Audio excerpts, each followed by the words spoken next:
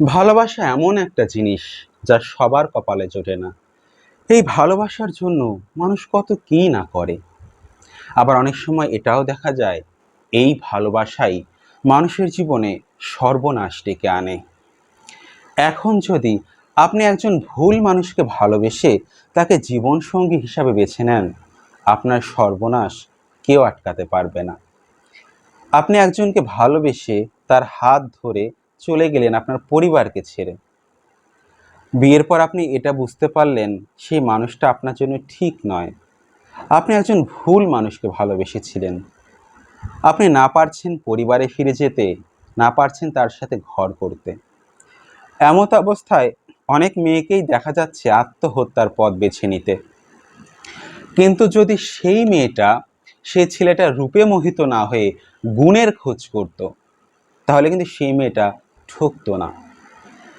আজকালকার দিনে ভালোবাসা অনেকটা সেই গিভ অ্যান্ড টেক পলিসি হয়ে দাঁড়িয়েছে। বস্তু নির্ভর ভালোবাসা যাকে বলে। যে মেয়েটা যে ছেলেকে যত বেশি উপহার দেয়, সেই মেয়েটার প্রতি সেই ছেলেটা তত বেশি ইমপ্রেসড।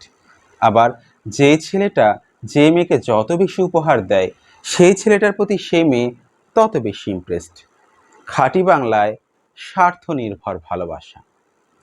আজকালকার দিনে একটা ছেলে একটা মেয়েকে যখন ভালোবাসে, তার আগে এই চিন্তা করে যে এই মেয়েকে ভালোবাসলে আমার কতটা লাভ হবে। আবার একটা মেয়ে যখন একটা ছেলেকে ভালোবাসে, সেই একই চিন্তাই করে যে এই ছেলেটাকে ভালোবাসলে আমি কতটা লাভবান হব। লাভের চিন্তাটাই তারা আগে করে। ভালোবাসাটা এখানে মুখ্য নয়। বাংলায় একটা কথা আছে, লোভে পাপ, পাপে মৃত্যু। বেশি লোভ করতে নেই, লোভ করলে বিনাশ হবেই। তো তারা যখন এই লাভের ভিত্তিতে একে অন্যকে ভালোবাসে, দেখা যাচ্ছে সেই সময়ে তারা দুইজনকে বেশ ভালোভাবে লাভবান করতে পারছে, বা দুইজনের দেওয়া শর্ত খুব সুন্দরভাবে ফুলফিল করতে পারছে। তো তখন তারা এটা ভাবে যে না, এই ছেলেটা আমার জন্য ঠিক, বা এই মেয়েটা আমার জন্য ঠিক, কারণ এই ছেলে বা এই মেয়ের দ্বারা আমার স্বার্থ চরিতার্থ হচ্ছে। তো তারা এটা চিন্তা করে পরবর্তী জীবনেও তো আমাদের এই স্বার্থ চরিতার্থের ধারা অব্যাহত থাকবে, আমাদের জীবনটা সুখের হবে। কিন্তু মানুষের জীবন কি সবসময় একভাবে চলে? চড়াই উতরাই তো থাকবেই। তো বিয়ের পর হয় কি, যখন সেই মেয়েটার দেওয়া শর্ত সেই ছেলেটা ফুলফিল করতে না পারে, বা সেই মেয়েটার স্বার্থে যখন বাধা পড়ে, তখন কিন্তু সেই মেয়েটা আর সেই ছেলেটার মধ্যে দ্বন্দ্ব বেঁধে যায়। ঠিক। আর সেই দ্বন্দ্ব শেষ পর্যন্ত বিচ্ছেদে গিয়ে গড়ায়। আসলে সত্যিকারে এই ছেলে বা এই মেয়ে কখনোই কিন্তু কোনোদিনও কাউকে ভালোবাসেনি। তারা শুধু চিন্তা করেছে তাদের স্বার্থ চরিতার্থ হবে কিভাবে। স্বার্থটাই কিন্তু মুখ্য।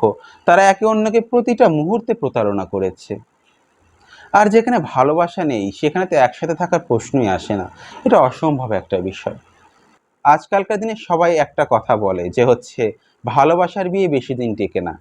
তার কারণ এটাই, আজকালকার দিনে একটা ছেলে একটা মেয়েকে, বা একটা মেয়ে একটা ছেলেকে ভালোবাসে না, প্রতারণা করে। ভালোবাসার নামে প্রতারণা। কারণ এখানে স্বার্থটাই মেইন। তো সবাই যে স্বার্থকেন্দ্রিক ভালোবাসা করে এমনটা নয়। আজকালকার দিনেও এমন অনেক ছেলে মেয়ে আছে যারা এই স্বার্থের বাইরে গিয়েও চিন্তা করে। যারা এই স্বার্থকেন্দ্রিক চিন্তা ভাবনা করে, তাদের কিন্তু এই জীবনের তাদের এই করুণ পরিণতির জন্য তারা উভয়েই দায়ী। সেই ছেলেটাও দায়ী, সেই মেয়েটাও দায়ী। তো স্বার্থের বাইরে গিয়ে যে সকল ছেলে মেয়ে চিন্তা করবে, তারাই সুখী হবে। কারণ তাদের চাহিদাটা কম। যাদের চাহিদা কম তাদের সুখ বেশি। আর যাদের চাহিদার কোনো সীমা পরিসীমা নেই, তাদের দুঃখেরও কোনো সীমা পরিসীমা নেই। তো এখন একটা কথা আছে যে হচ্ছে, কেমন মানুষকে আমি ভালোবাসবো, বা কেমন মানুষকে আমি জীবন সঙ্গী হিসাবে বেছে নেব।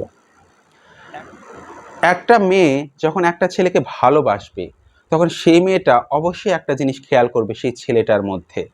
সেই ছেলেটা তার ভালো লাগা, খারাপ লাগা বা চিন্তা ভাবনা সেই মেয়েটার উপর চাপিয়ে দিচ্ছে কিনা। যদি সেই ছেলেটা এই কাজ করে, তাহলে কোনোভাবেই সেই ছেলেকে ভালোবাসা যাবে না। কারণ পরবর্তী জীবনে সেই মেয়েটার অ্যাডজাস্ট করতে করতে জীবন শেষ হয়ে যাবে। সেই মেয়েটা কোনোদিন সুখের মুখ দেখবে না। তো অপরদিকে একটা ছেলে একটা মেয়ের কি দেখে ভালোবাসবে? তো সেই ছেলেটা সেই মেয়ের অবশ্যই মন মানসিকতাটা আগে দেখবে। তার মন মানসিকতাটা কেমন।